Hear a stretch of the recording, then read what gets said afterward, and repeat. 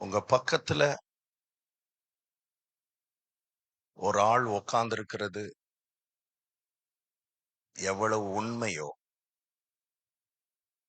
அதை விட உண்மை பரிசுத்த ஆவியானவர் இங்கே இருக்கிறது. மறுபடி சொல்றேன், உங்க பக்கத்துல ஒரு ஆள் உட்கார்ந்திருக்கிறது எவ்வளவு உண்மையோ, நான் இங்க நின்னு பேசிக்கிட்டு இருக்கிறது எவ்வளவு உண்மையோ அதை விட உண்மை பரிசுத்த ஆவியானவர் இந்த இடத்துல இருக்கிறார். உங்க கண்ணு இப்போ வேற எதுலயும் இருக்கக்கூடாது. உங்க கவனம் இப்போ வேற எதுலயும் இருக்கக்கூடாது. நம்முடைய மத்தியிலே ஆவியாய் உலாவிக் கொண்டிருக்கிற பரிசுத்த ஆவியானவர் மேல மட்டும் உங்க கவனம் இருக்கட்டும். ஆவியானவர் அப்படிப்பட்ட போக்கஸ, அப்படிப்பட்ட கவனத்தை இங்க இருக்கிற எல்லாருக்கும் கொடுப்பாராக. இது முடிகிறதுக்குள்ள ஆவியானவர் உங்க ஒவ்வொருத்தரோடும் பேசுவார். உங்க ஒவ்வொருத்தரோடும் அவர் இடைப்படுவார். ஏன்னா நாம் ஆராதிக்கிற தேவன் ஒரு கல்லோ மண்ணோ மரக்கட்டையோ இல்லை. நாம் ஆராதிக்கிற தேவன் ஜீவனுள்ள தேவன், உயிருள்ள தேவன். அவர் உயிரோட இருக்கிறதுனால அவர் பேசுகிற தேவனா இருக்கிறார். ஜீவனோட இருக்கிறதுனால அவர் பேசுகிறவரா இருக்கிறார். உங்களோட பேசுவார். இந்த வார்த்தை எனக்கு தான் வருதுன்னு உங்களுக்கு தெரியும். தெரிகிற அளவு பேசுவார். தெரிகிற அளவு கர்த்தர் பேசுவார். குழப்பாம பேசுவார். இயேசுவுக்கு என்ன வல்லமை இருக்குதோ, இயேசு மாம்சத்துல வந்து இந்த இடத்துல நின்னா எவ்வளவு வல்லமையோடு கிரியை செய்வாரோ அதே வல்லமை அவருடைய வார்த்தைக்கு இருக்கிறது. அதே வல்லமை அவருடைய வார்த்தைக்கு இருக்கு. இயேசு என்ன செய்ய முடியுமோ அதை இன்றைக்கு புறப்பட்டு வருகிற வார்த்தை உங்க வாழ்க்கையில செய்ய முடியும். ஏன்னா இயேசுவும் வார்த்தையும் ஒன்று. இயேசுவையும் வார்த்தையையும் பிரிக்க முடியாது. யோவான் 1:1 சொல்லுகிறது, ஆதியிலே வார்த்தை இருந்தது, அந்த வார்த்தை தேவனிடத்தில் இருந்தது, அந்த வார்த்தை தேவனாயிருந்தது, வார்த்தை தேவனாயிருந்தது, வார்த்தை தேவனாயிருந்தது. அந்த வார்த்தை மாம்சமாகி கிருபையினாலும் சத்தியத்தினாலும் நிறைந்தவராய் நமக்குள்ளே வாசம். Word became flesh. Word, வார்த்தை, வார்த்தை. வார்த்தைய கேட்டுக்கிட்டு இருக்கிறீங்கன்னா இயேசுவை கேட்டுக்கிட்டு இருக்கீங்கன்னு அர்த்தம். வார்த்தைய கனப்படுத்துறீங்கன்னா இயேசுவை கனப்படுத்துறீங்கன்னு அர்த்தம். வார்த்தையை கேட்கறதுக்கு ஓடோடி வந்திருக்கிறீங்கன்னா இயேசுவை கேட்கறதுக்கு ஓடோடி வந்திருக்கீங்கன்னு அர்த்தம். ஆமென். இது தெரியாதனாலதான், மக்களுக்கு இதனுடைய முக்கியத்துவம் தெரியாதனாலதான் அவங்களால இங்க வர முடியாம போச்சு. இயேசு இங்க வர்றார் அப்படின்னு தெரிஞ்சா வருவாங்களா, வர மாட்டாங்களா? இயேசு இன்னைக்கு வர்றாரு, 26ஆம் தேதி டிசம்பர், சர்ச் ஆஃப் காட் சர்ச்சுக்கு இயேசு வர்றார் அப்படின்னா வருவாங்களா? வந்திருப்பாங்களா? நான் சொல்றேன், இயேசு வந்திருக்கார். எப்படி வந்திருக்கிறார்? வார்த்தையின் வடிவிலே வந்திருக்கிறார். இயேசு இங்க மாம்சத்துல வந்து என்ன செய்ய முடியுமோ அவருடைய ஊழியக்காரனா நின்னு நான் சொல்றேன், அவருடைய வார்த்தை உங்க வாழ்க்கையில அதை செய்து முடிக்கும். பல ஆண்டுகளாய் நீங்கள் எதிர்பார்த்து கொண்டிருக்கிற சில நன்மைகளை இந்த வார்த்தை உங்களுக்குள்ள கொடுத்துரும். பல ஆண்டுகளாய் கட்டி வைத்திருக்கிற சில கட்டுகள் உங்க வாழ்க்கையை விட்டு அருந்து எறியப்படும். வார்த்தை அதை செய்யும். வார்த்தை அதை செய்யும்.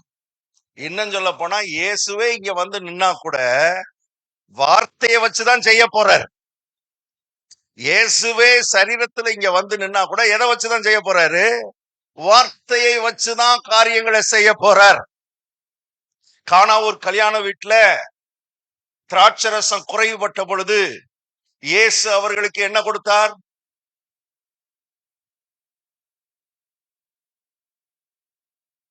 சொல்லுங்க.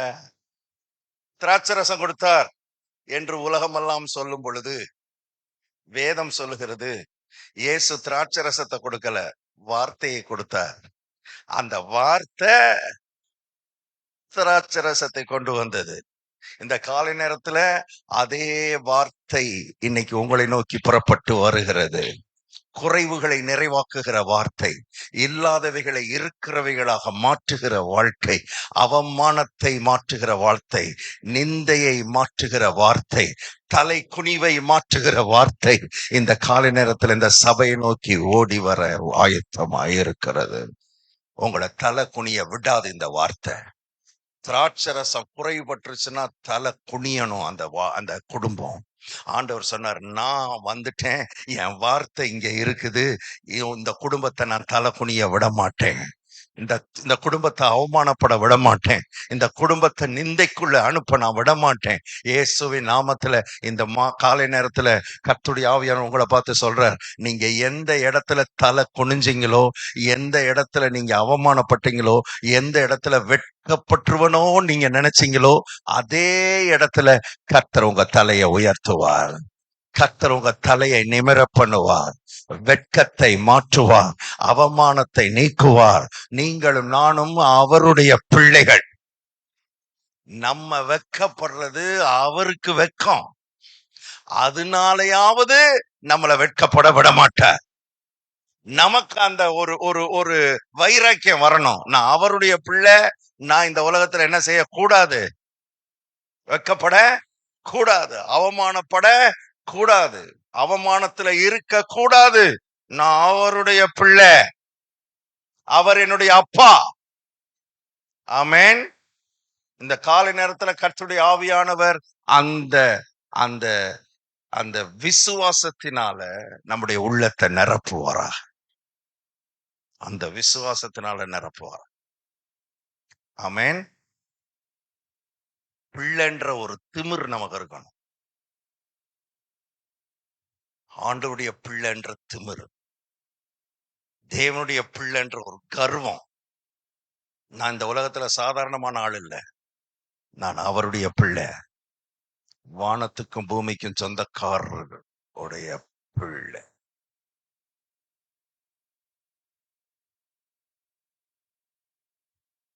பிள்ளை. இந்த உலகத்திலேயே ஒரு கூட்டம் இருக்கிறாங்க, ஒரு குரூப் ஆஃப் பீப்புள் இருக்கிறாங்க, ஒரு கூட்டம் மக்கள் இருக்கிறாங்க. அவங்கதான் இந்த உலகத்திலேயே எல்லாத்துலயும் டாப்ல இருக்கிறாங்க. எல்லாத்துலயும் அவங்கதான் டாப். ராணுவத்துல அவங்கதான் டாப், விவசாயத்துல அவங்கதான் டாப், தொழில்ல அவங்கதான், பிசினஸ்ல அவங்கதான் டாப், இன்டெலிஜென்ஸ்ல அவங்கதான் டாப். யார் அவங்க? Very good. இஸ்ரேல்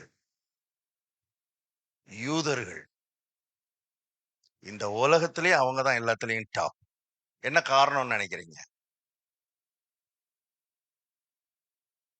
சும்மா பேசுங்க. உங்களை எதுக்கு பக்கத்துல கூட்டி உட்கார வச்சேன்னா, நீங்க பேசுறது தான் கூட்டி உட்கார வச்சேன். நீங்க பேசுறது எனக்கு கேட்கணும்ல, அதுக்கு தான் பக்கத்துல உட்கார வச்சேன். சொல்லுங்க, எதனால அவங்க எல்லாத்துலயும் டாப்பு? அவர்களுக்கு மாத்திரம் 4 கைகள் இருக்கிறது, அவர்களுக்கு மாத்திரம் 2 தலை இருக்கிறது. சொல்லுங்க, ஏதாவது சொல்லுங்க. என்ன காரணம்? தேவனுடைய ஜனம். இந்த இந்த இந்த உலகத்திலேயே, இந்த முழு பூமியிலும் கடவுளால் தெரிந்து கொள்ளப்பட்ட கூட்டம் அந்த ஒரு கூட்டம். பழைய ஏற்பாட்டுல தேவனால், நான் சொல்றத நல்லா உள்வாங்குங்க. நான் ஒரு பிரசங்கம் பண்ண வரல, பிரசங்கம்லாம் பண்ண வரல, ஏதோ ஒரு நல்ல பிரசங்கத்தை பண்ணிட்டு போறதுக்கு வரல. நான் சத்தியத்தை சொல்லும்படி வந்திருக்கிறேன். ஏன்னா நல்ல பிரசங்கத்தை கேட்பீர்கள், நல்ல பிரசங்கம் உங்களை விடுதலையாக்கும்னு சொல்லல. சத்தியத்தை அறிவீர்கள், சத்தியம் உங்களை விடுதலையாக்கும். விடுதலையாக்கக்கூடிய சில சத்தியத்தை ஆண்டவர் உங்களோட பேச விரும்புறார். நல்லா கவனிங்க. ஏதோ இன்னொரு பிரசங்கம் கேட்கிற மாதிரி கேட்காதீங்க. Something very important.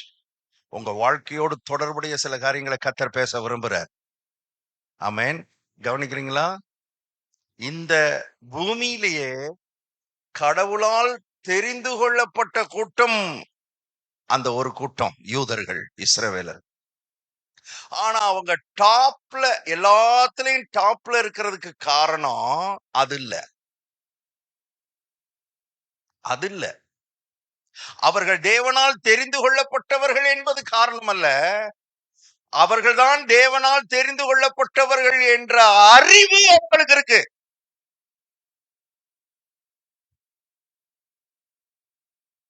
விளங்குச்சா உங்களுக்கு? ரெண்டுக்கு வித்தியாசம் விளங்குதா? அவர்கள் தேவனால் தெரிந்து கொள்ளப்பட்டவர்கள் என்பது மட்டும் காரணம் அல்ல. நாங்கள் தான் இந்த உலகத்திலேயே தேவனால் தெரிந்து கொள்ளப்பட்டவர்கள் என்ற அறிவு.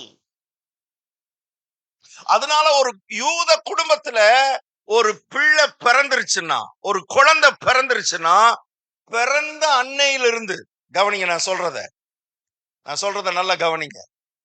பிறந்த அந்த டே ஒன், பிறந்த நாள்ல இருந்து தகப்பனும் தாயும் அந்த குழந்தையினுடைய காதுல, அதுக்கு புரியுதோ புரியலையோ, அது காதுல சொல்ல ஆரம்பிச்சிருவாங்க. என்ன சொல்ல ஆரம்பிச்சிருவாங்க தெரியுமா?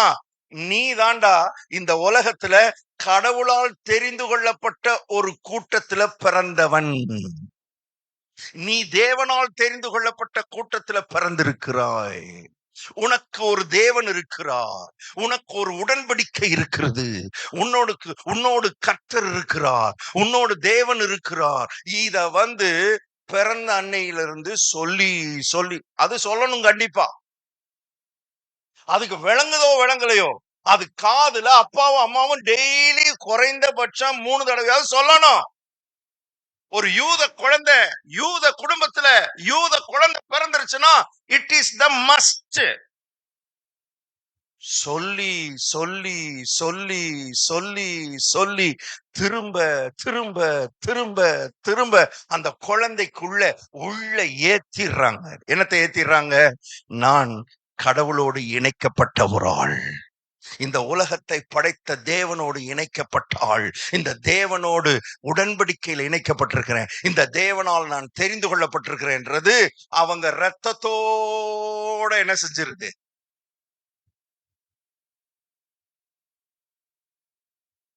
அதனாலதான் அவன் பிரெயின் அந்த அளவு வேலை செய்யுது. அவன் மூளை அந்த அளவு வேலை செய்யுது. அவன் எங்க போய் எதை செஞ்சாலும் வாய்க்குது. 2 வயசு, 1.5 வயசு, 2 வயசு ஆனா கூட, அந்த நாள்லயே குழந்தையை கூட்டிட்டு ஆபிரகாமின் கல்லறைக்கு போவாங்களாம் எல்லா யூத குடும்பமும். ஆபிரகாமின் கல்லறையில கொண்டு போய் இஸ்ரேல் தேசத்துல, அவங்க எந்த மூலை, இஸ்ரேல் தேசத்துல எந்த இடத்துல இருந்தாலும் கட்டாயம் ஆபிரகாம் கல்லறைக்கு போயிருவாங்களாம். ஆபிரகாம் கல்லறையில போய் அந்த குழந்தைகிட்ட சொல்லுவாங்களாம், இவர் தாண்டா உங்க தாத்தா. யாரு? ஆபிரகாம். ஏன்னா அதான உண்மை. ஆபிரகாம் தானே தாத்தா. சொல்லிட்டு சொல்லுவாங்களாம், இந்த ஆபிரகாமோடு தேவன் உடன்படிக்கை பண்ணி இருக்கிறார்.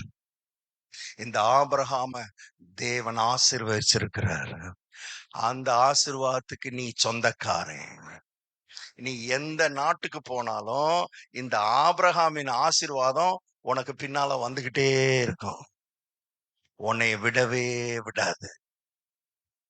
எது விடாது? சொல்லுங்க சத்தமா. ஆபிரகாமின் ஆசீர்வாதம் விடாது. இத அவங்க சொல்லி சொல்லி சொல்லி சொல்லி உள்ள ஏத்திடுறாங்க. அவங்க எங்க போனாலும் மைண்ட் என்ன சொல்லுதுன்னா, ஆசீர்வாதம் என்னைய விடாது, ஆசீர்வாதம் என்னைய. நம்ம என்ன சொல்லிக்கிட்டு இருக்கோம்? இந்த தரித்திரம் என்னைய பிசாசு விடவே மாட்டேங்கிறான் பிரதர். துரத்தி துரத்தி துரத்தி வர்றான் பிரதர். நான் சின்ன வயசு, நான் வந்து பிறந்ததே பாஸ்டர் குடும்பத்துல பிறந்த ஆளு. நான் பாஸ்டர் மகன் நானு. நான் பிறக்கும் போதே எங்க அப்பா பாஸ்டர். அதனால நம்ம பெந்தைக்கோஸ்தே ஆளுகளை பத்தி நல்லா தெரியும். அவர் பெந்தைக்கோஸ்தே சபை பாஸ்டர். சாட்சி சொன்னா கூட காலையில, ஞாயிற்றுக்கிழமை காலையில என்ன சாட்சி சொல்லுவாங்க? கர்த்தருடைய பரிசுத்த நாமத்துக்கு ஸ்தோத்திரம். கடந்த ஒரு வாரமாக பிசாசு என்னை துரத்து என்று துரத்தினான். என் முந்தானை பிடிச்சிட்டு விடவே மாட்டேன்ட்டான். கர்த்தருடைய பரிசுத்த நாமத்துக்கு ஸ்தோத்திரம்.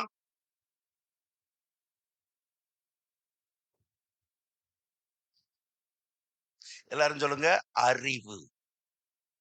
சொல்லுங்க, சத்தமா சொல்லுங்க. சத்தியத்தை அறிகிற அறிவு. என் ஜனங்கள் ஜெபம் இல்லாமையினால் சங்காரமாகிறார்கள் சொல்லல. என்ன இல்லாமைனா? நல்லா ஜெபிப்பாங்க, ஆனா என்ன மட்டும் இல்ல. சொல்லுங்க. நீங்க சிலர் நினைக்கிறீங்க, ஏன் பாஸ்டர் மதுரையில இருந்து கிளம்பி வந்து இவ்வளோ தூரம் பிரயாணப்பட்டு வந்து எங்களை எல்லாம் பார்த்து அறிவில்லைன்னு சொல்றதுக்கா வந்தீங்க அப்படி நீங்க கேட்டீங்கன்னா, அதுக்கே தான் வந்தேன். வருத்தப்படாதீங்க நான் சொல்றதுக்கு, சரியா? அப்படியே நீங்க வருத்தப்பட்டாலும் நான் வருத்தப்பட போறது இல்ல. இருக்கிறதானே சொல்றேன். பைபிள் இருக்கிறதானே சொல்றேன். என் ஜனங்கள் அறிவில்லாமையினால் சங்காரம். நல்லவர்கள், கவனி, நல்லவர்களா இருக்கலாம், எந்த தப்பும் பண்ணாதவர்களா இருக்கலாம், பாவம் செய்யாதவர்களா இருக்கலாம், விபச்சாரம் வேசித்தனம் பண்ணாதவர்களா இருக்கலாம், சிகரெட் பீடி குடிக்காதவர்களா இருக்கலாம், சினிமா பார்க்காதவர்களா இருக்கலாம், ஜெபிக்கிறவர்களா இருக்கலாம், உபவாசிக்கிறவர்களா இருக்கலாம். இதெல்லாம் இருந்தும் அறிய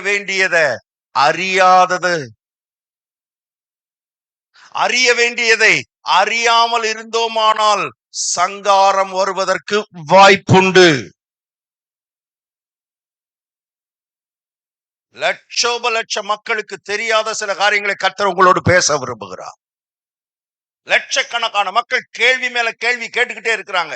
ஏன் எனக்கு இப்படி, ஏன் எனக்கு இப்படி, ஏன் எனக்கு ஒரு ஆசீர்வாதம் இல்ல, ஏன் நான் ஒரு அடுத்த லெவலுக்கு போகல, ஏன் என் வாழ்க்கையில ஒரு முன்னேற்றம் இல்ல, ஏன் என் வாழ்க்கையில ஒரு பெருக்கம் இல்ல, ஏன் என் வாழ்க்கையில இப்படியே இருக்குது. பிரச்சனைக்கு மேல பிரச்சனை, போராட்டத்துக்கு மேல போராட்டம், அழிவுக்கு மேல அழிவு. ஏன் கீழ் நோக்கியே என் வாழ்க்கை போய்கிட்டு இருக்குது? ஒய் நான் தான் ஜெபிக்கிறேனே, நான் தான் உபவாசிக்கிறேனே, நான் தான் கர்த்தருடைய ஆலயத்துக்கு போறேனே, நான் தான் பிரசங்கம் கேட்கிறேனே, நான் தான் தசமா கொடுக்கிறேனே, நான் தான் காணிக்கை கொடுக்கிறேனே, ஏன் எனக்கு இப்படி இருக்குது, ஏன் எனக்கு இப்படி இருக்குது? கேள்வி மேல கேள்வி கேட்டு மக்கள் அழிந்து கொண்டிருக்கிறார்கள், அழுந்திக் கொண்டிருக்கிறார். கேள்விக்கு கர்த்தர் பதில் கொடுக்கும்படி விரும்புகிறார். கேள்விகளுக்கு கர்த்தர் பதில் கொடுக்கும்படி விரும்புகிறார். நல்லவர்களாய் இருக்கிறது தேவை, ஆனால் நல்லவர்களாய் இருப்பது போதாது. நல்லவர்களாய் இருப்பது நல்லது, ஆனால் நல்லவர்களாய் இருப்பது ஆவிக்குரிய உலகத்தை பொறுத்தளவுல போதாது. ஏனென்றால் நம்ம ஒரு ஆவி உலகத்தோடு தொடர்பு கொண்டவர்கள். ஆவி உலகத்திலே ஆவிக்குரிய அறிவு ரொம்ப ரொம்ப முக்கியம். சீரியஸான காரியங்களை நான் பேசிக் கொண்டிருக்கிறேன், கவனி. கர்த்தருடைய ஆவியானவர் நம்முடைய ஆவிக்குரிய கண்களை இன்னும் கொஞ்சம் பிரகாசமாக்கும்படி விரும்புகிறார். இல்லைன்னா காலமெல்லாம் கேள்வி கேட்டுக்கிட்டே தான் இருக்கணும், கேள்விக்கு பதிலே கிடையாது. நல்லவர்களா இருக்க வேண்டும், ஆனால் அது போதாது. ஆவிக்குரிய வாழ்க்கை என்பது ஆழமானது. கிறிஸ்தவ வாழ்க்கை என்பது இன்னும் கொஞ்சம் ஆழமானது. இங்க இருக்கிற அத்தனை பேரும் அப்படிப்பட்ட ஆழமான வாழ்க்கைக்குள்ள வர முடியும் என்று கர்த்தர் சொல்லுகிறார். வர வேண்டும் என்றும் கர்த்தர் சொல்லுகிறார். இந்த ஆண்டு கடைசி நாட்கள்ல வந்திருக்கிற நம்மோடு கர்த்தர் பேச விரும்புகிறார். அறிவு. எல்லாரும் மறுபடி சொல்லுங்க, என்னது? அறிவு. அறிவுன்னு நான் சொல்லும் போது மூளை அறிவை சொல்லல. மூளை அறிவு ஸ்கூலுக்கு போனா, காலேஜுக்கு போனா கிடைக்கும். இது ஒரு ஆவிக்குரிய அறிவு, ஆவியிலே உண்டாகிற அறிவு. கர்த்தர் வெளிப்படுத்துறதுனால வருகிற அறிவு, வார்த்தைய வாசிக்கிறதுனால் வருகிற அறிவு, வேதாகமத்திலிருந்து வருகிற அறிவு, ஆவியானவர் நம்முடைய கண்களை திறக்கிறதினால் வருகிற அறிவு. நான் சொல்றேன், இங்க வாஞ்சையோடு தாகத்தோடு உட்கார்ந்து இருக்கிறவர்களுக்கு கர்த்தர் கண்களை திறக்க விரும்புகிறார். God wants to open your spiritual eyes and your spiritual understanding. ஆவிக்குரிய உணர்வை, ஆவிக்குரிய புரிதலை கர்த்தர் கொடுக்கும்படி விரும்புகிறார். அறியாம இருந்தோம்னா அதனுடைய பலாபலனை நாம அனுபவிச்சே ஆகணும். அறியாம இருந்தோம்னா நல்லவர்களா இருந்தாலும், எத்தனை வருஷம் விசுவாசியா இருந்தாலும், என்னை போல ஊழியக்காரரா இருந்தாலும், அறிய வேண்டியதை அறியாம இருந்தேன்னா அதனுடைய பலாபலனை கட்டாயம் நான் அனுபவிச்சே ஆகணும். There is no other way. சில வருஷங்களுக்கு முன்னால மதுரையில பைக்ல போய்கிட்டு இருந்தேன். பைக் ஓட்டிட்டு போய்கிட்டு இருக்கேன். ஒரு பாலம் வருது, அந்த பாலத்துல ஏறணும். அந்த பாலத்துல ஏற போறேன். அந்த நேரம் எனக்கு ஒரு போன் வந்தது. அப்பதான் செல்போன் வந்த புதுசு. அப்பதான் வாங்கியிருக்கிறேன். செல்போன் யாரோ கூப்பிட்டாங்க. யார் கூப்பிட்டதுன்னு எனக்கு ஞாபகம் இல்லை. யாரோ கூப்பிட்டாங்க, எடுத்து பேசினேன். எடுத்து பேசிக்கிட்டே வண்டியை ஓட்டிக்கிட்டு இருக்கேன். பைக் போய்கிட்டே இருக்குது, அதோட என்ன பண்ணிட்டு இருக்கேன், பேசிட்டு. இப்படி பேசிக்கிட்டே பைக் அதுக்குள்ள அந்த பாலத்தினுடைய எண்டு வந்துருச்சு. கீழே இறங்கியாச்சு. அந்த பாலத்தினுடைய எண்டுல, அந்த முடிவுல ஒரு டிராபிக் போலீஸ் நின்னு என்னை கையை காமிச்சு நிறுத்துறார். அவர் கையை காமிக்கும் போதும் நான் பேசிக்கிட்டு தான் இருக்கிறேன். அவர் கையை காமிச்சோடனே நான் நிறுத்துறேன். நிறுத்தும் போதும் பேசிக்கிட்டு இருக்கிறேன். என்ன நினைச்சுக்கிட்டு நிறுத்துறேன் அப்படின்னா, ஏன்னா அவர் தனியா நின்றுகிட்டு இருந்தார். தனியா நின்னு கையை காமிச்சதுனால நான் என்ன நினைச்சுக்கிட்டு நிறுத்துறேன்னா, லிப்ட் கேட்கிறார் போல இருக்கு. நம்ம பேசி முடிச்சுட்டு அவரை ஏத்திட்டு போலான்னு சொல்லி நான் பேசிக்கிட்டு இருக்கேன். அப்புறம் பேசிக்கிட்டு இருக்கேன். நான் பேசிக்கிட்டு இருக்கிறேன். அவர் தனியா அவர் பாட்டுக்கு நிக்கிறார். அப்படி கையை கட்டி நிக்கிறார். நான் பேசி முடிக்கிற வரைக்கும் நிக்கிறார். நான் பைக்ல உட்காந்துக்கிட்டே பேசிக்கிட்டு இருக்கேன். எல்லாம் பேசி முடிச்ச பிறகு அவர்கிட்ட கேட்டேன், சார் நீங்க எங்க போகணும், வாங்க சார் கூட்டு போறேன். அவர் சொன்னாரு, சார் நான் எங்கேயும் போவேனா, நீங்க தான் போகணும். கொஞ்சம் வண்டியை நிறுத்திட்டு என் கூட வாங்க. அப்பதான் எனக்கு தெரிஞ்சது, இவர் இது கேட்கல, இந்த லைசன்ஸ் எல்லாம் ஏதோ செக் பண்றாங்கல்ல, அந்த மாதிரி ஏதோ செக் பண்றாங்க போலன்னு வண்டியை ஓரமா நிறுத்திட்டு இறங்கினேன். இறங்கினோடனே வாங்க சார் என் கூட அப்படின்னு ரோட்டை கிராஸ் பண்ணி அந்த பக்கம் கூட்டு போனார். அந்த பக்கம் ஜீப்ல டிராபிக் இன்ஸ்பெக்டர் உட்கார்ந்துருந்தார். இவர் கான்ஸ்டபிள். இன்ஸ்பெக்டர் அங்க உட்கார்ந்து இருக்கிறார். அவர்கிட்ட கூட்டு போறாரு. என்கிட்ட எதுவுமே சொல்லல, ஒண்ணுமே சொல்லாம கூட்டு போறாரு. அங்க கூட்டு போனோடனே இன்ஸ்பெக்டர் கேக்குறாரு, சார் எதுக்கியா கூட்டு வந்திருக்கேன்னு கேக்குறாரு. அப்பதான் இவர் சொல்றாரு, சார் ரன்னிங்ல பேசிக்கிட்டே வந்தாரு சார். நான் செஞ்ச தப்பு என்ன, போன் பேசிக்கிட்டே பைக் ஓட்டி இருக்கிறேன். போன் பேசிக்கிட்டே பைக் ஓட்டக்கூடாதுன்றது எனக்கு, சொல்லுங்க சத்தமா சொல்லுங்க. நான் பாஸ்டர் தானே, நல்லவர் தானே, ஆனா ஓட்டக்கூடாது, வண்டிய ஓட்டிக்கிட்டே போன்ல பேசக்கூடாதுன்னு எனக்கு தெரியாது. தெரியாது தெரியாது. அவர் என்கிட்ட கேக்குறாரு, சார் நீங்க என்ன வேலை செய்யறீங்க? நான் ரொம்ப பெருமையா பாஸ்டர், சர்ச்சில் ஃபாதர். ஓ அப்படியா சார், உங்களுக்கு ரன்னிங்ல மொபைல்ல பேசக்கூடாதுன்னு சட்டம் இருக்குதே, ஜீவோ இருக்குதே சார், நீங்க பேசக்கூடாதே சார் அப்படின்னாரு. நான் சொன்னேன் பரிதாபமா, அப்படியா சார், எனக்கு தெரியாது சார், எனக்கு எனக்கு தெரியாது சார். அப்படி ஒரு சட்டம் இருக்கிறதும் அப்படி பேசக்கூடாதுன்ற மேட்டரும் எனக்கு. அவர் தெரியாதுன்னு நான் தெரியாதுன்னு சொன்ன உடனே அவரு, அப்படியா சார், நீங்க பாஸ்டர் சார், நீங்க பொய்யெல்லாம் சொல்ல மாட்டீங்க சார், உங்களுக்கு உண்மையிலேயே தெரியாம இருந்திருக்கலாம் சார், அதனால இனிமேல் என்ன செஞ்சுக்கோங்க, தெரிஞ்சுக்கோங்க சார், இனிமேல் இந்த மாதிரி எல்லாம் தப்பு பண்ணாதீங்க சார், போயிட்டு வாங்க சார். இப்படியெல்லாம் சொல்லல சார். அதான் சொல்ல வந்தேன். இப்படியெல்லாம் அவர் என்ன செய்யல, சொல்லல. அவர் ஒரு வார்த்தை சொன்னாரு, அதை இன்னைக்கு வரைக்கும் நான் மறக்கல, என் ஜீவகாலம் எல்லாம் மறக்க மாட்டேன். என்ன சொன்னார் தெரியுமா? நீங்க தெரியாம இருக்கிறதுக்கு நாங்க பொறுப்பு இல்ல சார்.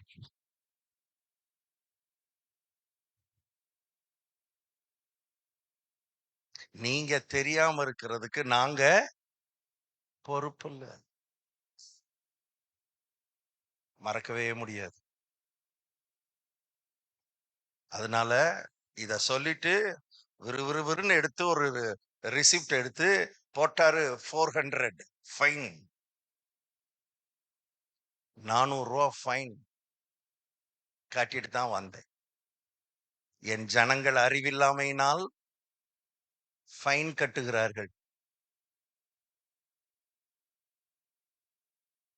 Serious, serious. சத்தியம் எனக்கு தெரியாதே, எனக்கு இப்படியெல்லாம் இருக்குன்னு தெரியாதே, எனக்கு இப்படியெல்லாம் நடக்கும் தெரியாதே, இப்படியெல்லாம் ஆகும் தெரியாதே அப்படின்னு நம்ம சொல்லிக்கிட்டு இருந்தோம்னா பரலோகம் அதுக்கு பொறுப்பு இல்லை. கர்த்தர் அதுக்கு பொறுப்பு இல்ல, ஆவியானவர் அதுக்கு பொறுப்பு இல்ல. சத்தியத்தை அறிந்து கொள்ளுகிற பொறுப்பை கர்த்தர் நம்ம தலைமையில வச்சிருக்கிறார். அதனாலதான் சத்தியத்தை அறிகிற அறிவை நம்ம கொடுக்கும்படி இவ்வளவு பெரிய புத்தகத்தை நம்ம கையில கொடுத்து, இதை எழுதின ஆசிரியராகிய பரிசுத்த ஆவியானவரையும் உள்ள கொடுத்து, உண்மையா தாகத்தோடு இந்த ஆவியானவரை தேடும் பொழுது இந்த வேதத்துக்குள் இருக்கிற சத்தியங்களை உங்களுக்கு அவர் விளக்கி காண்பிக்க ஆயத்தம் உள்ளவராக இருக்கிறார். இந்த ஆண்டினுடைய இறுதி நாட்கள்ல வந்திருக்கிற உங்களை பார்த்து ஆண்டவர் சொல்றார், வரப்போகிற புதிய ஆண்டுல ஒரு தீர்மானம் எடுங்க, ஒவ்வொரு நாளும் இந்த வேதத்தோடு நேரத்தை செலவழிப்பேன், இந்த வார்த்தையோடு நேரத்தை செலவழிப்பேன், இந்த வசனத்தோடு நேரத்தை நான் செலவழிப்பேன். எனக்கு என்ன இருக்குதோ இல்லையோ இந்த வசனத்தை உட்கார்ந்து திரும்ப திரும்ப திரும்ப திரும்ப திரும்ப ஒரு புதையலை தேடுற மாதிரி, ஒரு பொண்ணை தேடுற மாதிரி, ஒரு வெள்ளியை தேடுற மாதிரி. சங்கீதக்காரன் சொல்லுகிறான், அநேகமாயிரம் பொன் வெள்ளியை பார்க்கிலும் நீர் விளம்பின வேதமே எனக்கு நலம் என்கிற ஆட்டிடியூடோட, என்கிற மனப்பான்மையோடு, என்கிற மனநிலையோடு, அப்படிப்பட்ட வாஞ்சையோடு, அப்படிப்பட்ட தாகத்தோடு இந்த வசனத்தை நீ தேடுவாயானால், இந்த வசனத்தை நீ வாஞ்சிப்பாயானால், இந்த வசனத்தின் மேல உனக்கு ஒரு தாகம் இருக்கும்னா நான் சொல்றேன், ஊழியக்காரன் சொல்றேன், புது வருஷம் இத்தனை ஆண்டுகள் இருந்தது போல உனக்கு கட்டாயம் இருக்காது. இந்த புது வருஷத்துல நீ ஒரு கனி கொடுக்கிற ஆளா, நீ ஒரு ஆசீர்வதிக்கப்பட்ட ஆளா, நீ ஒரு ஆசீர்வாதத்தின் வாய்க்காலாய், நீ ஒரு ஆசீர்வாதத்தின் ஊற்றாய், மன நிறைவோடு இந்த உலகத்திலே வாழுகிற, வாழ்க்கையை நடத்துகிற ஒரு கனி கொடுக்கிற மரமாக, கனி கொடுக்கிற மரமாக உன்னை கர்த்தர் வாழ வைப்பார். என வேதம் சொல்லுகிறது, கர்த்தருடைய வேதத்தில் பிரியமா இருந்து இரவும் பகலும் அவருடைய வேதத்தில் தியானமா இருக்கிற மனுஷன் பாக்கியவான். அவன் நீர்க்கால்களின் ஓரமாய் நடப்பட்டு தன் காலத்தில் தன் கனியை தந்து இலை உதிராதிருக்கிற மரத்தை போல இருப்பான். நான் சொல்றேன், இங்க இருக்கிற எல்லாரும் ஏதோ ஒரு விதத்துல கனி கொடுக்கிற ஆளா இருக்கணும், கனி கொடுக்கிற மரமா இருக்கணும், மரமா மாறணும். அப்படியே சும்மா சர்ச்சுக்கு வந்தேன் பிரதர், பாட்டு பாடினோம் பிரதர், ஆராதிச்சோம் பிரதர், பிரசங்க கேட்டோம் பிரதர், காணிக்க கொடுத்துட்டோம் பிரதர், வீட்டுல போய் சிக்கன் சாப்பிட்டோம் பிரதர், இதெல்லாம் இல்லைன்னா எங்களுக்கு ஒரு மாதிரி இருக்கும் பிரதர். அது இல்ல கிறிஸ்தவ வாழ்க்கை, அது மதம். அது என்னது? மதம். ஞாயிற்றுக்கிழமை ஆயிட்டா அலர்ட் ஆயிடுறது, ஞாயிற்றுக்கிழமை ஆயிட்டா ரொம்ப சீரியஸ் ஆயிருது. மத்த நாள்லாம் உங்களுக்கு தெரியுமா? ஆண்டவரை பொறுத்த அளவுல ஞாயிற்றுக்கிழமையை விட மற்ற நாள்லாம் ரொம்ப முக்கியமான நாள். நீ வீட்ல இருக்கும்போது எவ்வளவு தாகம் உனக்கு இருக்கு, எவ்வளவு வாஞ்சை உனக்கு இருக்கு, எவ்வளவு உறவு ஆண்டவரோடு உனக்கு இருக்கு, ஆண்டவரோடு எவ்வளவு உறவு இருக்கு, ஆண்டவரோடு நீ எவ்வளவு இணைக்கப்பட்டிருக்கிறாய், தேவனோடு எவ்வளவு இணைக்கப்பட்டிருக்கிறாய். நம்ம பாடணும் பாருங்க, உம்மோடு இருப்பதுதான் உள்ளத்தின் வாஞ்சையா, உம் சித்தம் செய்வதுதான்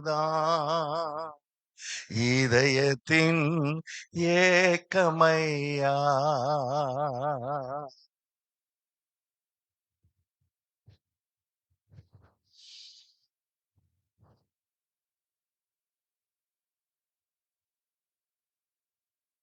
இங்க இருக்கிற எல்லாரும் கனி கொடுக்க முடியும். இங்க இருக்கிற எல்லாரும் இந்த உலகத்துக்கு ஆசீர்வாதமா இருக்க முடியும். இங்க இருக்கிற அத்தனை பேரும் இந்த உலகத்துக்கு பிரயோஜனமா இருக்க முடியும், இருக்க வேண்டும். ரகசியத்தை சொல்லி கொடுக்கிறேன். ஒரு மரம் வளர்ந்து கனி கொடுக்கணும்னா அந்த மரம் என்ன செய்யணும்?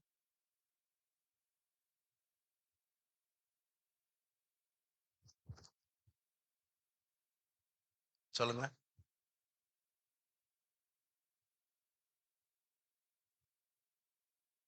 மரம் கனி கொடுக்கணும்னா அந்த மரம் என்ன செய்யணும்?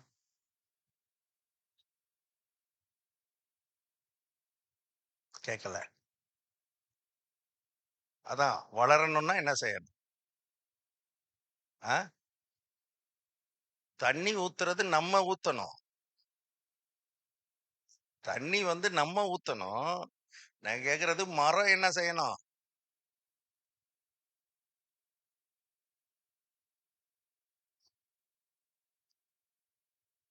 ம்?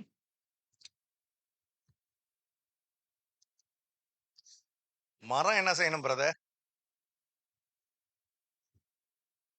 நான் சொல்றேன், மரம் என்ன செய்யணும்? மரம் என்ன செய்யணும்னா, மரம் ஒண்ணும் செய்ய வேணாம். மரம் ஒண்ணும் செய்ய வேணாம்.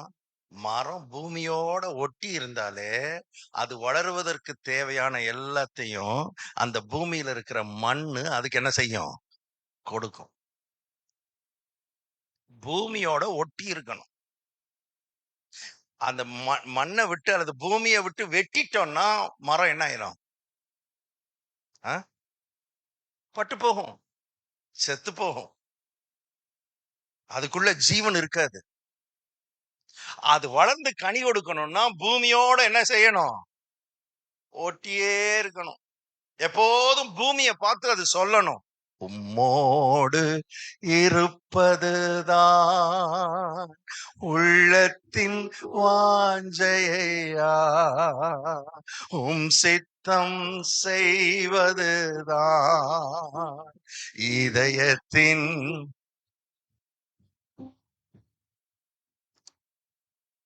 மீன் நல்லா நீந்தி அது உண்டாக்கப்பட்ட நோக்கத்தை அது நிறைவேற்றணும்னா மீன் என்ன செய்யணும்? ஒண்ணும் செய்ய வேணாம், தண்ணிக்குள்ள இருக்கணும். தண்ணிக்குள்ள இருக்கணும். தண்ணியை விட்டு வெளியே எடுத்துட்டீங்கன்னா என்ன ஆயிரும்? அடியேன் கரையில போய் நீந்த போறேன், நீந்த மாட்டாய், கருவாடாயிருவாய்.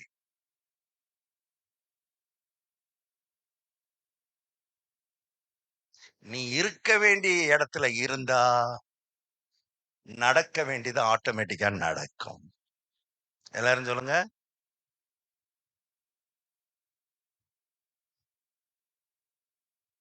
மீன் செய்ய வேண்டியதெல்லாம் தண்ணிய பார்த்து சொல்லணும், உம்மோடு இருப்பதுதான் உள்ளத்தின் வாஞ்சையா, உம் சித்தம் இதயத்தின். இப்போ ஒரு கேள்வி கேட்கிறேன், ஏன் அந்த மாதிரி ஒரு சிஸ்டம் இருக்குது? மரம் பூமிக்கோடு ஒட்டி இருந்தா தான் மரம் வளருது, மரம் உண்டாக்கப்பட்ட நோக்கத்தை அது நிறைவேற்றுது, கனி கொடுக்குது. அது மாதிரி மீன் தண்ணிக்குள்ள இருந்தா தான் அது உண்டாக்கப்பட்ட நோக்கத்தை அது நிறைவேற்றுது, அதால நீந்த முடியுது. அதை விட்டு வெளியே வந்துருச்சுன்னா என்ன ஆகுது? துடிதுடித்து செத்து போகுது. ஏன் அப்படி ஒரு சிஸ்டம் இருக்குது?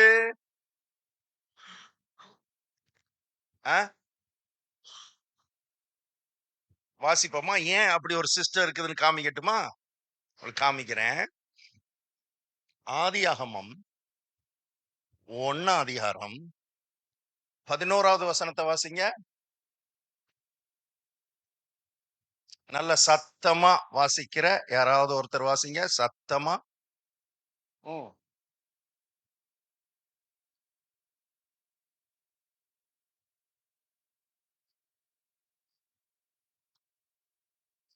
கனி விருட்சங்கள், அதான் மரங்கள், கனி விருட்சங்களையும் முளைப்பிக்க கடவது என்றார். அது இப்ப நல்லா கவனிங்க, நல்லா கவனிங்க. நான் சொல்றதை கவனிக்கிறீங்களா? கவனிக்கிறீங்களா? எத்தனை பேர் கவனிக்கிறீங்க? ஏன்னா இங்கதான் உட்கார்ந்துருப்போம், நம்ம இங்கதான் இருப்பீங்க, என்னையத்தான் பாப்பீங்க, நான் சொல்றதான் நீங்க கேட்பீங்க அப்படின்னு நம்பி நான் பேசிக்கிட்டு இருப்பேன். இதெல்லாம் நம்பி நான் பேசிக்கிட்டு இருப்பேன். ஆனா நீங்க எல்லாரும் அப்படித்தான் இருக்கிறீங்க. பொதுவா சொல்றேன், பொதுவா அவங்க அங்கதான் இருப்பாங்க, நம்மளதான் பார்ப்பாங்க, நம்மளதான் கவனிச்சுட்டு இருக்கிற மாதிரி தெரியும். ஆனா உள்ள எங்கேயாவது போயிடும். ஸ்டவ் ஆஃப் பண்ணோம்னா இல்லையா தெரியலையே, லைட் ஆஃப் பண்ணனா இல்லையா தெரியலையே, இப்படி போயிடும், எங்கேயாவது போயிடும். அப்படி போச்சுன்னா இங்க இருந்து என்ன இல்ல, உட்கார்ந்து பிரயோஜனம் இல்ல. அதனால நல்லா உங்க முழு கவனத்தையும் செலுத்துங்க. இப்ப ஒண்ணு சொல்றேன் பாருங்க, முக்கியமானது சொல்றேன் பாருங்க. மரத்தை உண்டாக்கும் போது ஆண்டவர் என்ன செஞ்சாருன்னா, மரத்தை உண்டாக்குறதுக்கு ஆண்டவர் பூமியை பார்த்து பேசினார். அதனாலதான் பூமியானது புல்லையும் பூண்டுகளையும் விருட்சங்களையும் உழைப்பிக்க கடவுதுன்னு சொல்லி எதை பார்த்து பேசினாரு? பூமியை பார்த்து பேச. ஆண்டவர் மரத்தை உண்டாக்குறதுக்கு பூமியை பார்த்து பேசினதுனால மரத்துக்கு பூமி ஆதாரமாக மாறிவிட்டது. பூமி இல்லைன்னா என்ன இல்ல?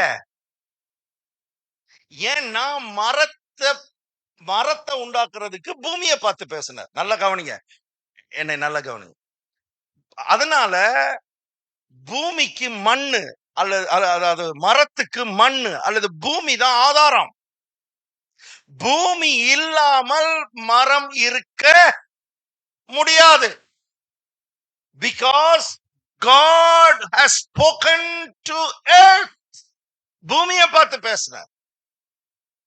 அதுபோல இன்னும் கொஞ்சம் கீழே வாசித்தீங்கன்னா, மீனை படைக்கிறதுக்கு ஆண்டவர் மீனை பார்த்து பேசல, ஜலத்தை பார்த்து பேசினார். அதனால மீனுக்கு எது ஆதாரம் ஆயிடுச்சு? ஜலம், தண்ணி. தண்ணி இல்லாம மீன் இருக்க முடியாது. ஏனென்றால் ஆண்டவர் மீனை படைக்கிறதுக்கு எதை பார்த்து பேசினார்? ஜலமானது, சமுத்திரமானது மீன்களை, மச்சங்களை பிறப்பிக்க கடவுதுன்னு ஜலத்தை பார்த்து பேசிட்டார். வழங்குதான் நான் சொன்னது? வழங்குச்சா? இப்ப பதில் சொல்லுங்க பாப்போம், கரெக்டா பதில் சொல்றீங்களான்னு பாப்போம். ஐ மீன் மரத்தை ஆண்டவர் படைக்கிறதுக்கு எதை பார்த்து பேசினார்? அதனால பூமி மரத்துக்கு என்ன ஆயிடுச்சு? ஆதாரமாக மாறிடுச்சு. பூமி இல்லாம மரம் இருக்க, அதாவது அந்த பூமியோடு மரம் 24 மணி நேரமும் எப்படிதான் இருக்கணும்? ஒட்டி இருக்கணும், இணைஞ்சிருக்கணும். அதுபோல மீனை கர்த்தர் படைக்கிறதுக்கு எதை பார்த்து பேசினார்? தண்ணிய பார்த்து பேசினார். அதனால மீன் வாழ்றதுக்கு, மீனுடைய உயிருக்கு ஆதாரம் எது? தண்ணி. தண்ணி இல்லாம மீனால என்ன செய்ய முடியாது. சரி, இப்ப முக்கியமான கேள்வி. மனுஷனை கர்த்தர் படைக்கிறதுக்கு கர்த்தர் எதை பார்த்து பேசணும்? மரத்தை படைக்கிறதுக்கு பூமியை பார்த்து பேசணும். மீனை படைக்கிறதுக்கு தண்ணிய பார்த்து பேசணும். மனுஷனை படைக்கிறதுக்கு எதை பார்த்து பேசினார்?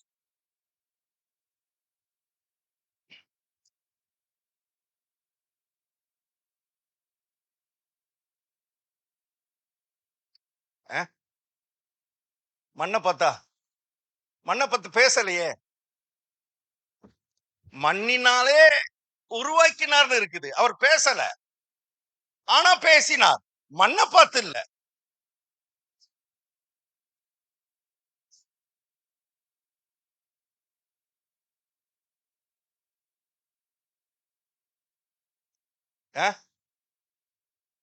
எதை பார்த்து?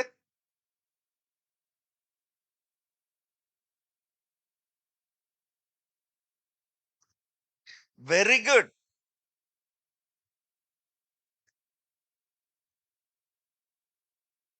தன்னை பார்த்து பேசினார். நமது சாயல், நமது ரூபத்தின்படி மனுஷனை. மரத்தை உண்டாக்குறதுக்கு பூமியை பார்த்து பேசுனதுனால மரம் பூமி இல்லாம இருக்க முடியாது.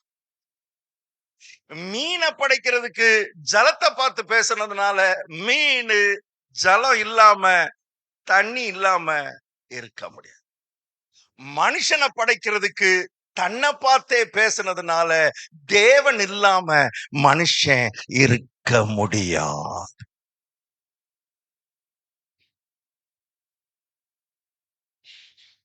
Very important truth. Very important truth. நான் நிறைய படிச்சிருக்கேன், வாழ்ந்துருவேன், வாழ முடியாது.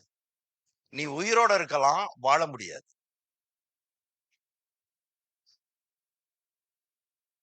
எனக்கு பணம் இருக்கு, வாழ்ந்துருவேன், வாழ முடியாது. உயிரோட இருக்கலாம், வாழ முடியாது. படிப்பு இருப்பது நல்லது, பணம் இருப்பது நல்லது, பதவி இருப்பது நல்லது, தொழில் இருப்பது நல்லது, வேலை இருப்பது நல்லது, இதெல்லாம் இருப்பது நல்லது. ஆனா மனுஷன் அவன் இந்த உலகத்துல உண்டாக்கப்பட்ட நோக்கத்தை நிறைவேற்றணும்னா தேவனோடு இணைக்கப்படாவிட்டால் நடக்கவே நடக்காது.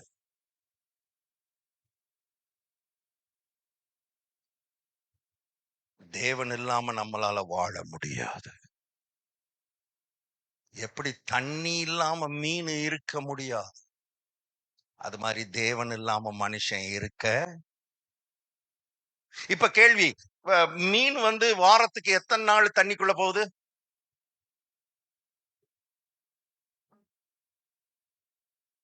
ஞாயிற்றுக்கிழமை காலையில 10 மணிக்கு போய்,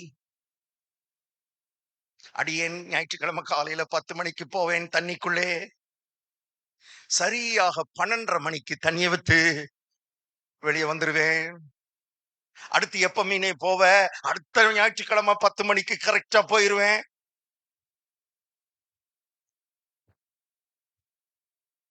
இதுதான் இன்னைக்கு நிறைய ரட்சிக்கப்பட்ட மீன்களின் அனுபவமா இருக்கு. அதனாலதான் தேவன் உண்டாக்கின நோக்கம் அவங்க வாழ்க்கையில நிறைவேறாமல் இருக்கிறது. ரட்சிக்கப்பட்ட பிறகும் மன நிறைவு இல்லம்மா, உள்ள ஒரு மகிழ்ச்சி இல்லை, உள்ள ஒரு சந்தோஷம் இல்லை, உள்ள ஒரு களிகூறுதல் இல்லை. இங்க சிலர் அப்படி உட்கார்ந்து இருக்கிறீங்க, உள்ள ஒரு மகிழ்ச்சி சந்தோஷம். காரணம் என்ன தெரியுமா? தேவனோடு இணைந்த வாழ்க்கை இல்லை. எப்படியோ நம்மளை அறியாம கிறிஸ்தவ மதத்துக்குள்ள வந்துட்டோம். ஞாயிற்றுக்கிழமை ஆராதனை மத சடங்காக மாறிவிட்டது. Everything became a routine life. ஏதோ ரொட்டீனா போயிட்டு வந்துகிட்டு இருக்கிறோம். மக்களுக்கு ஆண்டவரோடு உறவு இல்லை. தெய்வத்தோடு உறவு இல்லை. கடவுளோடு உறவு வைக்கும்படிதான் நம்மை அழைத்திருக்கிறார். Christianity is not a religion. கிறிஸ்தவம் என்பது ஒரு மதம் அல்ல. கிறிஸ்தவம் என்பது கிறிஸ்துவோடுள்ள உறவு.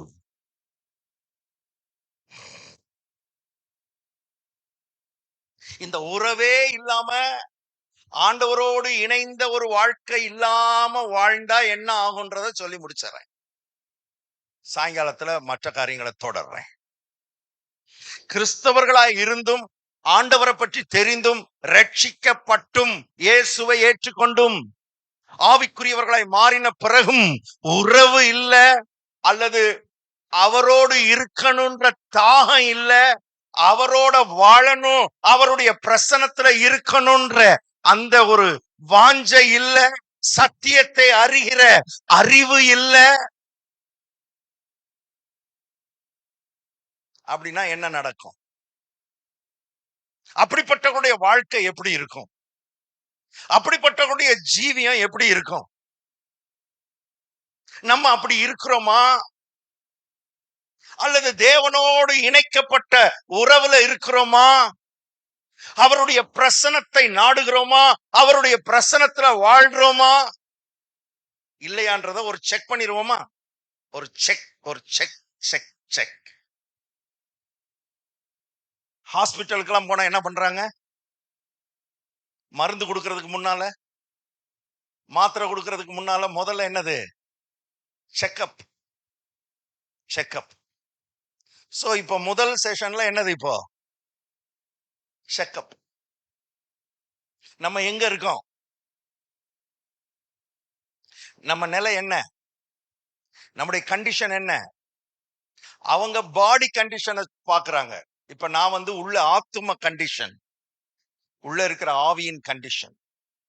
எங்க இருக்கிறோம்? எந்த நிலையில இருக்கிறோம்? பார்க்கலாமா? ரெடி? செக்கப்புக்கு ரெடியா? எடுங்க, திருப்புங்க. லூக்கா எழுதின சுவிசேஷம் 10ஆம் அதிகாரத்துக்கு திருப்பு.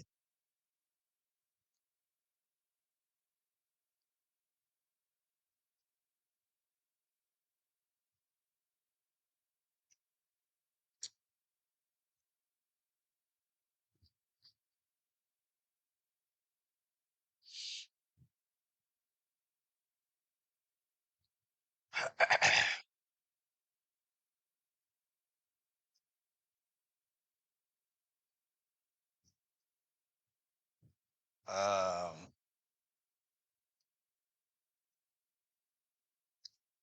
38 இருந்து வாசிங்க பாப்போம். லூக்கா 10:38.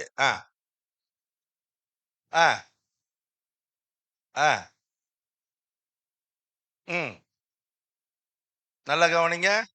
யாரு? சத்தமா சொல்லுங்க. மார்த்தாள் யார்? இயேசுவை தன் வீட்டிலே நாமெல்லாம் யார்? சொல்லுங்க. இயேசுவை ஏற்றுக்கொண்டோமா? ஏற்றுக்கொண்ட ஆளுதானா? அப்ப நம்மள மாதிரி தானே மார்த்தாளும். அப்போ அவளும் ரட்சிக்கப்பட்டவ, அப்படி வச்சுக்கிறோமா? இயேசுவை ஏற்றுக்கொண்டவங்கள ரட்சிக்கப்பட்டவங்க தானையா? அப்ப மார்த்தாள் யாரு? ரட்சிக்கப்பட்டவ தானே. இப்ப ரட்சிக்கப்பட்டவங்களுடைய நிலையை கொஞ்சம் பார்க்கலாமா? செக்கப். சரியா? வாசிங்க, இப்ப வாசிங்க.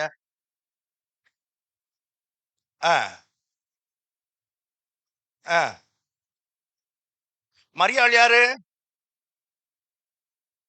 அவளும் ரட்சிக்கப்பட்டவ. மார்த்தாளும் ரட்சிக்கப்பட்டவ, மரியாளும் ரட்சிக்கப்பட்டவ. ஆனா மரியாள் கொஞ்சம் வித்தியாசமா இருக்கிறா. ரெண்டு பேரும் ரட்சிக்கப்பட்டவங்க தான், ஒரே வீட்டுக்குள்ளதான் இருக்கிறாங்க. ஆனா மார்த்தாளுக்கும் மரியாளுக்கும் பெரிய டிஃபரன்ஸ். இப்ப கவனிக்க போறோம். நான் ரட்சிக்கப்பட்டது உண்மைதான், இயேசுவை ஏற்றுக்கொண்டது உண்மைதான். ஆனா மரம் பூமியோடு இருக்கிற மாதிரி, மீன் தண்ணிக்குள்ள இருக்கிற மாதிரி நான் இருக்கிறேன்னா, இல்ல ஒரு விதமான மத சடங்கா என் வாழ்க்கை நகர்ந்து கொண்டிருக்கிறதா? ஒரு மத ரொட்டீனா என் வாழ்க்கை ஓடிக்கிட்டு இருக்கான்னு இப்ப பார்க்க போறோம். இப்ப கவனிப்பு. அதை இப்ப கண்டுபிடிச்சிடலாம். செக்அப் பண்ண போறோம். செக்அப் பாயிண்ட்ஸ் சொல்ல போறேன். அதெல்லாம் கொஞ்சம் கவனிச்சீங்கன்னா, நீங்க எந்த இடத்துல இருக்கிறீங்கன்றத கண்டுபிடிச்சிடலாம். இப்போ அடுத்த வசனத்தை வாசிங்க. ஆ, ஆ. என்னங்க? மிகவும் சத்தமா சொல்லுங்க. ரொம்ப கவலைப்படுறீங்களா?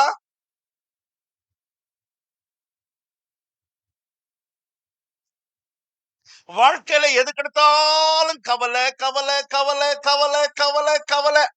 அப்படி ஏதாவது இருக்கா?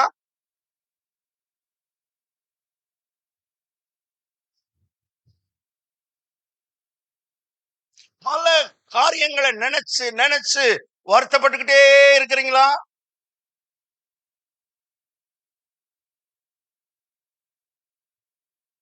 Checkup point number 1.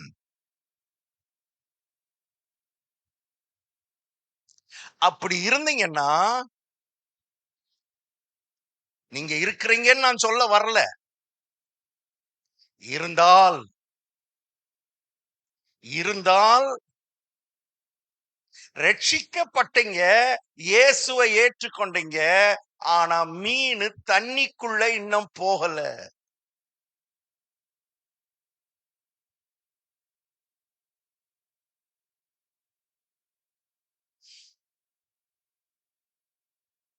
நான் ஆரம்பத்திலே சொல்லிட்டேன். நான் பிரசங்கம் பண்ண வரல. I did not come to preach. வாழ்க்கையில சில மாற்றங்கள் ஏற்படாம இந்த 2 நாள் கூட்டம் முடியக்கூடாது.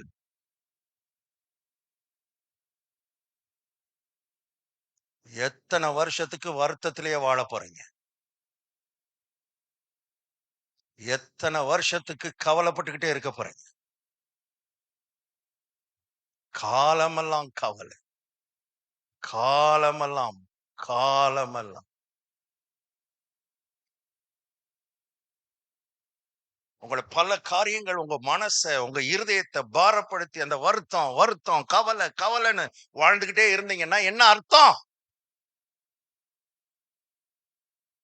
என்ன அர்த்தம்?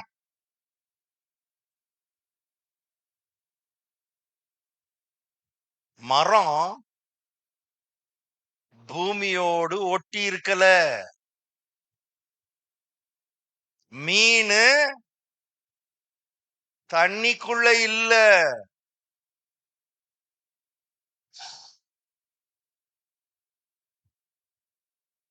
வாசிங்க, வாசிங்க. ஆ, ஆ. நான் தனி என் என் என் நான் எப்படி இருக்கிறேன்னா, அடிக்கடி தனிமை உணர்வு உங்கள வாட்டுதா?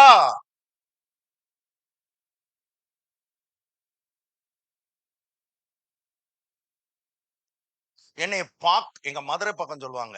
என்னைய பார்க்கிறதுக்கு நாதி இல்ல. என்னை கேட்கிறதுக்கு நாதி இல்ல.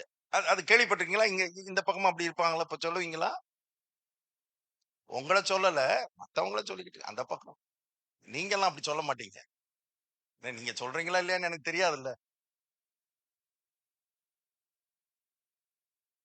எப்ப பார்த்தாலும் என்னை பார்க்கிறதுக்கு ஆள் இல்ல. என்னை கேட்கிறதுக்கு ஆள் இல்ல. நான் தனியா கிடக்கிறேன். என்னை கண்டுக்கிறதுக்கு ஆள் இல்ல.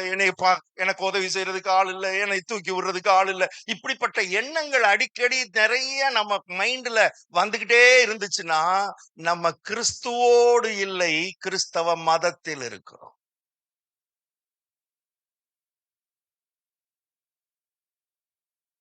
மதத்துல இருக்கிறதுக்கு கடவுள் நம்மள அழைக்கல. அவரோடு இருப்பதற்கு நம்மை அழைத்திருக்கிறார். இந்த காலை நேரத்துல கிறிஸ்தவ மதத்தை விட்டு வெளியே வரும்படி உங்களை அழைக்கிறேன்.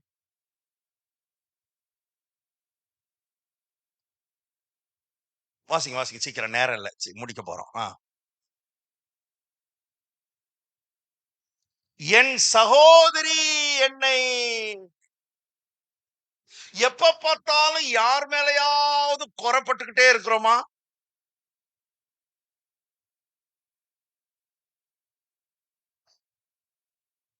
நான் இப்படி இருக்கிறதுக்கு எங்க தாத்தா தான் காரணம். நான் இப்படி இருக்கிறதுக்கு எங்க பெரியப்பா தான் காரணம். நான் இப்படி இருக்கிறதுக்கு அவர் காரணம், அவர் காரணம், இவர் காரணம், இது காரணம். எனக்கு சொல்லுவாங்க.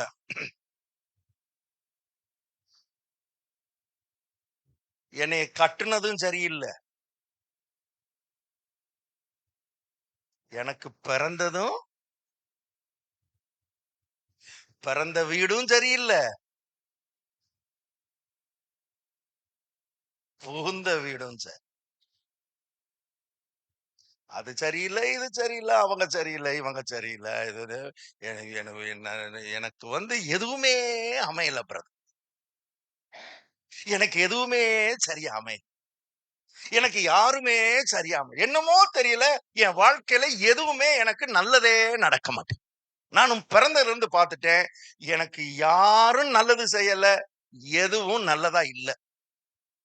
இப்படியே குறைப்பட்டுக்கிட்டே இருக்கிறோமா? இப்படி குறைப்பட்டு கொண்டிருக்கிற மனது நமக்குள்ள இருக்குதா? இப்படி குறைபட்டு கொண்டிருக்கிற எண்ணங்கள் அடிக்கடி மேல் எழும்புகிறதா? நல்லா தெரிஞ்சுக்கோங்க. கிறிஸ்துவோடு உறவுல இல்ல, மதத்துல இருக்கிறோம். சர்ச்சுக்கு வந்தா பாட்டெல்லாம் பாடுவோம், ஆராதிப்போம், கைதட்டுவோம். 12 மணியோட அந்த ஞாயிற்றுக்கிழமையோட அது முடிஞ்சிடும். அவ்வளவுதான். பாட்டு பாடுறதும் எதுக்கு பாடுறோம்னா, பாஸ்டர் பாட சொல்றாரு. பக்கத்துல இருக்கிறவங்க பாடுறாங்க. நம்மளும் பாடி தொலைஞ்சிருவோம். லட்சோப லட்ச ரட்சிக்கப்பட்ட விசுவாசிகளின் நிலை இதுதான் பிரதர். ரட்சிக்கப்பட்டவர்கள். மார்த்தாளின் நிலையை நான் பேசிக்கிட்டு இருக்கிறேன். மார்த்தாளின் நிலையை நான் பேசிக்கிட்டு இருக்கேன். வாசிங்க பிரதர். ம். இல்ல இல்ல, நான் அதுக்கு முந்தின வசனம் இன்னும் முடியல. முந்தின வசனம். இப்ப மரியாள குறை சொல்ற மாதிரி மரியாள குறை சொல்லி யார குறை சொல்றா இப்போ? சொல்லுங்கம்மா. ஆ,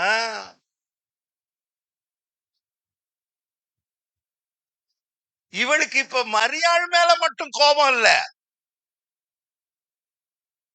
யார் மேலயே கோபம் உட்கார்ந்து இருக்குது. சில மார்த்தாளிங்க, இவங்களுக்கு இப்ப யார் மேலயே கோபம் இருக்குது? கர்த்தர் மேலேயே கோபம், கர்த்தர் மேலேயே வருத்தம். அதெல்லாம் வச்சுக்கிட்டே நல்லா பாடுவோம். அதெல்லாம் வச்சுக்கிட்டே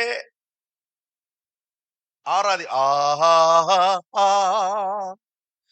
ஹல்லேலூயா. 5000 ரூபாய் கேட்டேன், கொடுக்கல. ஆஹா, ஹல்லேலூயா. எனக்கு வீட்டை கட்டி கொடுக்கவே மாட்டேங்கிறாரு. ஹல்லேலூயா. என் பொண்ணுக்கு மாப்பிள்ளை தர மாட்டேங்கிறாரு.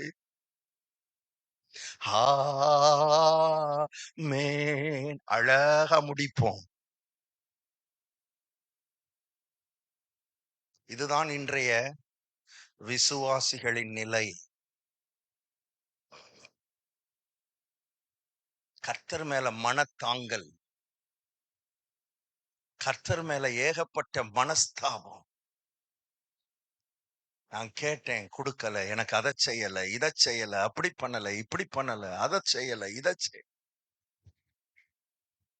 இந்த மரியாதை சொல்லி அனுப்பக்கூடாதா? நான் படுற கஷ்டம் இவருக்கு தெரியாதா? நான் படுற வேதனை இவருக்கு தெரியாதா? மரியாதை குற்றம் சொன்னவ இப்ப யாரையே குற்றம் சொல்றா? இதுதான் ரட்சிக்கப்பட்ட மார்த்தாள். நீங்க யார் அப்படின்னு சொல்ல வேண்டாம். முடிவுல கொஞ்சம் நம்மளை நாமே ஆராய்ந்து, நம்மை நாமே பரிசோதித்து, ஏன்னா ஒரு வருஷத்தின் எண்டுக்கு வந்துட்டோம். ஒரு புது வருஷத்துக்குள்ள என்ன செய்ய போறோம்? போறோம். இப்படியே ஒரு ரொட்டீனா வாழ்க்கை போய்கிட்டே இருந்தா அடுத்த வருஷம், அடுத்த வருஷம், அடுத்த வருஷம், அடுத்த வருஷம், அடுத்த வருஷம். இன்னும் சிலர் என்ன நினைக்கிறாங்கன்னா, புது வருஷம் வருது. புது வருஷம் வந்துருச்சுன்னா ஏதாவது நடக்கும். புது வருஷத்துல ஏதாவது நடக்கும். ஜனவரி 1ன்னா ரொம்ப அலர்ட் ஆயிருவாங்க. ஜனவரி 1 வருது, எல்லாம் ரெடியாக என்னவோ செய்ய போறோம். ஆண்டவருக்கு ஜனவரி 1 ஒண்ணுதான். டிசம்பர் 31 பரலோகத்துல கேலண்டரே கிடையாது. நமக்குத்தான் ஜனவரி 1 வந்துட்டு எல்லாம் ரெடியாங்க.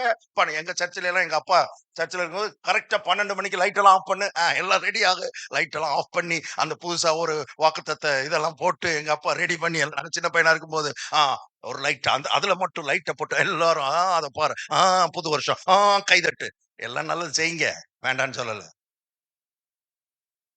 ஆனா புது வருஷத்துல ஏதாவது மாற்றம் வரணும்னா இங்க மாற்றம் வரணும். புது வருஷம் வந்தா எல்லாம் மாறிடாது. காலண்டர் வேணா புது காலண்டர் மாறும், புது பிக்சர் மாறும். வாழ்க்கை மாறணும்னா இங்க மாறணும், இங்க மாறணும், எண்ணங்கள் மாறணும், சிந்த மாறணும். அதுக்குதான் கர்த்தர் உங்களை 2 நாள் இங்க கொண்டு வந்து உட்கார வச்சிருக்கிறார். விளங்குதா உங்களுக்கு நான் சொல்றது? பிரதர் விளங்குதா? சீரியஸ். மார்த்தாளுடைய நிலைய பாருங்க.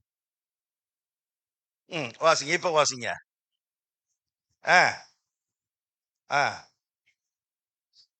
இப்பதான் கவனிங்க, ரொம்ப முக்கியம். இயேசு இப்ப பேசுறார். இயேசுவின் வார்த்தையை கவனிங்க. 5 நிமிஷத்துல நான் முடிக்க போறேன். மார்த்தாளே மார்த்தாளே, மரியாள் வரலையே என்ற கவலை மட்டும் உனக்கு இல்ல மார்த்தாளே. நீ வெளியே சொன்னது அது. நீ வெளியே சொல்லாம உன் வாழ்க்கையில நிறைய காரியத்தை குறித்து கவலைப்பட்டு கொண்டிருக்கிறாய். இந்த மத்தியான நேரத்துல கர்த்தர் உங்களை பார்த்து அதான் பேசுகிறார். அநேக காரியங்களை குறித்து நீ என்ன செய்து கொண்டிருக்கிறாய்? கவலைப்பட்டு கலங்குகிறாய். இப்ப என் கேள்வி, இவ நிறைய காரியங்களை குறித்து கவலைப்படுறான்றது இயேசுக்கு தெரிஞ்சிருச்சுல்ல? தெரிஞ்சிருச்சுல்ல? நம்பர் 1, நிறைய காரியங்களை குறித்து கவலைப்படுறான்றது தெரிந்த இயேசுவுக்கு என்னென்ன காரியங்களை குறித்து கவலைப்படுறான்றது தெரியுமா தெரியாதா? தெரியும்ல? இயேசுநாதரால அந்த காரியங்களை எல்லாம் மாத்த முடியுமா முடியாதா?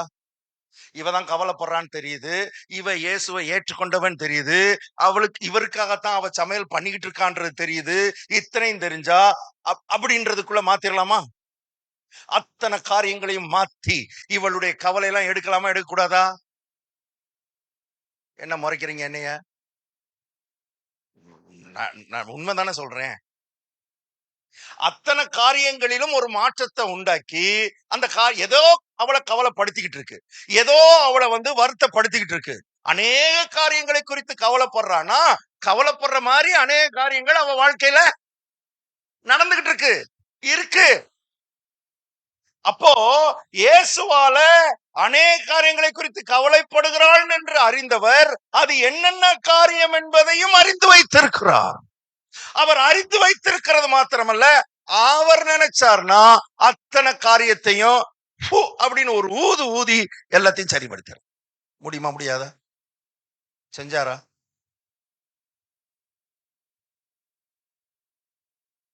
கவனிக்கும்படி விரும்புகிறேன்.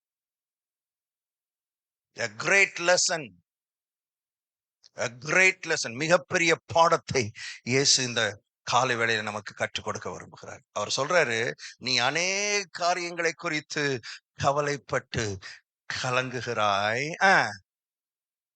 தேவையானது 4. என்னங்க? தேவையானது 3.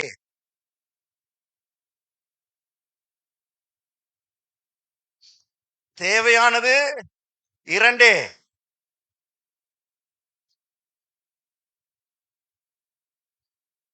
மார்த்தாளை படைத்தவர் பேசிக் கொண்டிருக்கிறார்.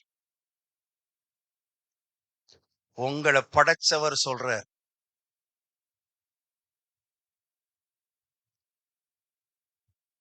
உங்க வீட்டுல ஏதோ ஒரு பொருள் கெட்டு போயிடுச்சு, கிளாக் கெட்டு போயிடுச்சு, அல்லது வாஷிங் மிஷின் கெட்டு போயிடுச்சு, அல்லது ஃப்ரிட்ஜ் கெட்டு போயிடுச்சுன்னா நீங்க போய் அதை நோண்டுறீங்க.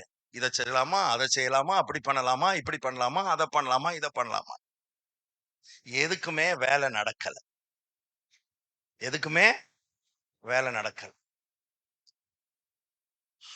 அத உண்டாக்குன ஒரு ஆளு வர்றார். அதை உண்டாக்குன அந்த அந்த ஃப்ரிட்ஜையே உண்டாக்குனவர் வந்து சொல்றாரு உங்ககிட்ட, ஒன்னே ஒண்ணு செஞ்சா போதும், வேலை நடக்கும்ன்றார். நீங்க இப்ப என்ன செய்வீங்க?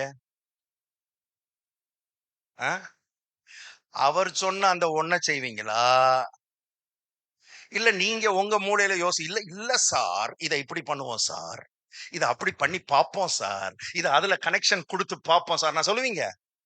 சொன்னீங்கன்னா, நம்ம சொன்னோம்னா, நான் சொன்னேன்னா நான் யாரு? சத்தமா சும்மா சும்மா சொல்லுங்க, சத்தமா சொல்லுங்க. ஏன்னா உங்களை நான் சொல்லப்படாதுல்ல. நான் யாரு? நான் முட்டாள் இல்ல, அடிமுட்டாள். ஏன்னா அந்த பொருளை உண்டாக்குனவர் வந்து சொல்றாரு, இந்த ஒரு ஒன்ன செய், இந்த ஒன்ன கனெக்ஷனை கொடுத்துட்டா வேலை செய்யும். நம்ம இல்ல சார், உங்களுக்கு தெரியாது சார், எனக்கு தெரியும் சார். 20 வருஷமா, 25 வருஷமா, 30 வருஷமா மக்கள் இதைத்தான் செஞ்சுக்கிட்டு இருக்காங்க ஆண்டவர்கிட்ட. ஆண்டவரே இது இப்படி, ஆண்டவரே அது அப்படி, ஆண்டவரே அதை அப்படி பண்ணணும், ஆண்டவரே இது இப்படி பண்ணிட்டா நல்லா இருக்கும், ஆண்டவரே இதை மட்டும் நீங்க கொடுத்துட்டீங்கன்னா நல்லா இருக்கும், இந்த ஒன்ன செஞ்சிருங்க ஆண்டவரே, இதை மட்டும் பண்ணிடுவோம் ஆண்டவரே. ஆண்டவர் அங்க இருந்து சொல்றார், தேவையானது. எல்லாரும் சொல்லுங்க, தேவையானது. இந்த வேதாகமத்திலேயே வெரி பவர்ஃபுல் ஸ்டேட்மெண்ட். இந்த முழு வேதாகமத்தில வெரி பவர்ஃபுல் ஸ்டேட்மெண்ட். தேவையானது ஒன்று. மரம் கனி கொடுக்கணுமா? தேவையானது ஒன்றே. அந்த மரம் பூமியோடு ஒட்டி இருக்க வேண்டும். மீன் நீந்தணுமா? தேவையானது ஒன்றே. அந்த மீன் தண்ணியோடு ஒட்டி இருக்க வேண்டும். மனுஷன் நல்லா வாழணுமா? மனுஷன் வருத்தப்படாம இருக்கணுமா? சுற்றி இருக்கிற காரியங்களை சரிபடுத்தணுமா? வருத்தப்படுத்துகிற காரியங்கள்ல மாற்றம் உண்டாகணுமா? மார்த்தாளே நீ ஏன் கவலைப்படுற? நான் வந்துட்டேன், இந்த வர்றேன், எந்திரிச்சு வர்றேன், எல்லாத்தையும் அற்புதம் பண்ணிடுறேன், எல்லாத்தையும் அற்புதமா டப்பு டப்பு டப்பு டப்புன்னு எல்லாத்தையும் மாத்திடுறேன். மாத்த முடியுமா? முடியாதா? ஏன் மாத்தல தெரியுமா? ஏன் செய்யல தெரியுமா? இவ எந்திரிச்சு போய் ஒருவேளை 20 காரியம் அவளை வருத்தப்படுத்திக்கிட்டு இருக்குன்னு வைங்க, அந்த 20 காரியத்தையும் ஒரு நிமிஷத்துல அற்புதம் பண்ணி முடிச்சாலும் அந்த அற்புதத்துக்காக அன்னைக்கு சந்தோஷப்பட்டுட்டு மறுநாள் வருத்தப்பட ஆரம்பிச்சிருவா. ஏன்னா மார்த்தாளை பொறுத்த அளவுல வருத்தப்படலைன்னா ரொம்ப வருத்தமா இருக்கும். அவளுக்கு எதையாவது ஒண்ணை எடுத்து என்ன பட்டுக்கிட்டே இருக்கணும்.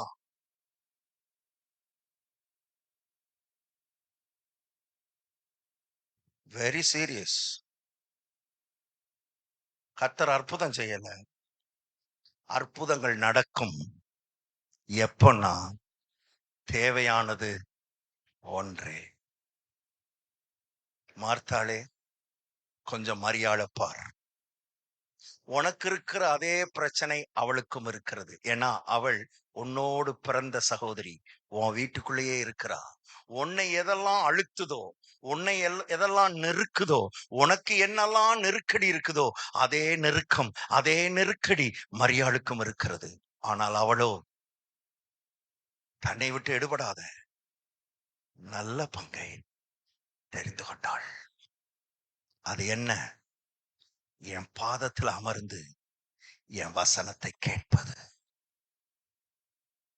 அவளுக்கு ஒண்ணு விளங்கிருச்சு, மரம் பூமியோட ஒட்டி இருக்கிற மாதிரி, மீன் தண்ணியோட ஒட்டி இருக்கிற மாதிரி என்னை படைத்தவரோடு நான் ஒட்டி இருக்க வேண்டும்.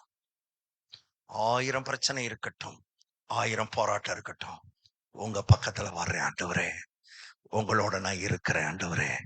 என் வாஞ்சை, என் தாகம், என் ஏக்கம், என்னுடைய என்னுடைய எதிர்பார்ப்பு எல்லாம் உம்மோடு நான் இருக்கேன் ஆண்டவரே. இந்த முதல் நாள்ல கர்த்தர் உங்களோட பேசுறார். நான் சொல்லட்டுமா? நீங்க சாகுற வரைக்கும் இந்த வார்த்தை உங்களுக்கு உதவி செய்யும். உங்க ஜீவகாலமெல்லாம் இந்த வார்த்தை உங்களுக்கு உதவி செய்யும். இது இன்னைக்கு ஒரு பிரசங்கம், சாயங்காலம் ஒரு பிரசங்கம், நாளைக்கு ஒரு புதுசா பண்ணிட்டு போற அந்த மாதிரி ஒரு பிரசங்கம் இல்ல. இது வாழ்க்கை, இது வாழ்க்கை. இது நீங்க ஜீவகாலமெல்லாம் உங்களுக்குள்ளே எடுத்துக்கொள்ள வேண்டியது. நான் ஆண்டவரோடு இணைஞ்சிருக்க போறேன். 1000 பிரச்சனைகள் இருக்கட்டும், 1000 போராட்டங்கள் இருக்கட்டும். அதுல எல்லாம் ஒரு மாற்றம் வரணும்னா நான் தண்ணிக்குள்ளேயே இருக்கணும், நான் பூமியோடு ஒட்டி இருக்கணும். மற்ற காரியங்களை அவர் பார்த்து கொள்வார். எழுமி நிற்போம், கண்களை மூடுவோம்.